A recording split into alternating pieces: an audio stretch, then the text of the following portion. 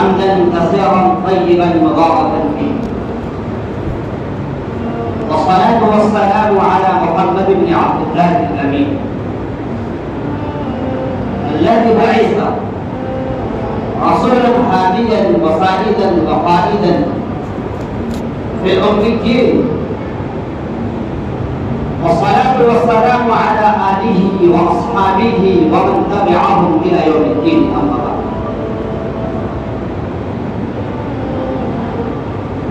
قال الله تعالى في القرآن المجيد: أعوذ بالله من الشيطان الرجيم، بسم الله الرحمن الرحيم. ما آتاكم الرسول فخذوه وما نهاكم عنه فانتهوا. وقال في موضع آخر: قل إن كنتم تحبون الله فاتبعوني يحببكم الله. وقال في موضع آخر: لقد كان لكم في رسول الله أسوة حسنة. أيها الأحبة ويا عباد الله ويا أيتها الأمة المسلمة، وأنا أوصيكم ونفسي بالاتصاف بالصفة النبوية الجليلة الكريمة النبوية، لأن النبي صلى الله عليه وسلم جعل لنا أسوة كاملة، وأمر الله سبحانه وتعالى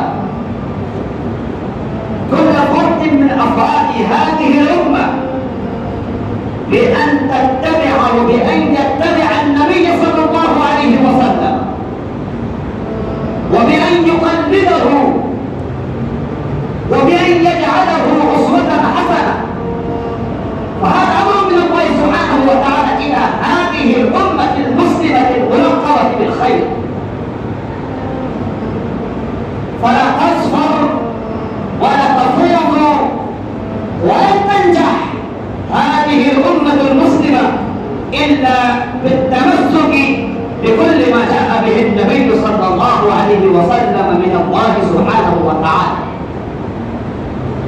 أيها الأحبة، إن النبي صلى الله عليه وسلم أمرنا بأن نتابع حياته الكاملة من البداية إلى النهاية، وأن نتابع حياته المكية والمدنية، ثم نتبع النبي صلى الله عليه وسلم، ونركز عناية أطفالنا وشباننا وشيوخنا على أن يجعلوا لأنفسهم أسوة كاملة في سورة النبي صلى الله عليه وسلم. ولكن أيها الأسف، هذا بالأسف أيها الناس، نحن نسمى بأمة المسلمة ولا نتبع النبي صلى الله عليه وسلم، بل نتبع المتمثلين الشيطانيين الديوسيين من اليهود والنصارى. نحن نتبع سلمان خان وشاروخ خان، ولا نتبع النبي صلى الله عليه وسلم، ونحن ندعي بأننا من محمد صلى الله عليه وسلم، بأننا من محمد النبي صلى الله عليه وسلم ومن أمته.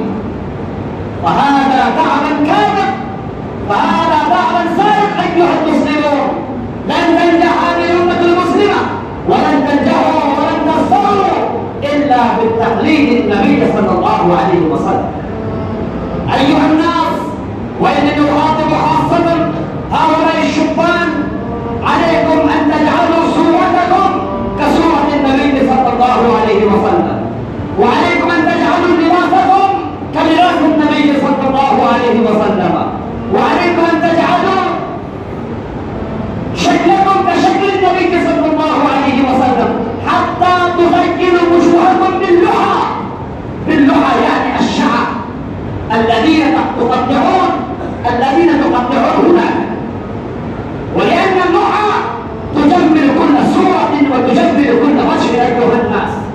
وعلينا أن نجعل طعامنا وشرابنا كشراب النبي صلى الله عليه وسلم وكطعام النبي صلى الله عليه وسلم.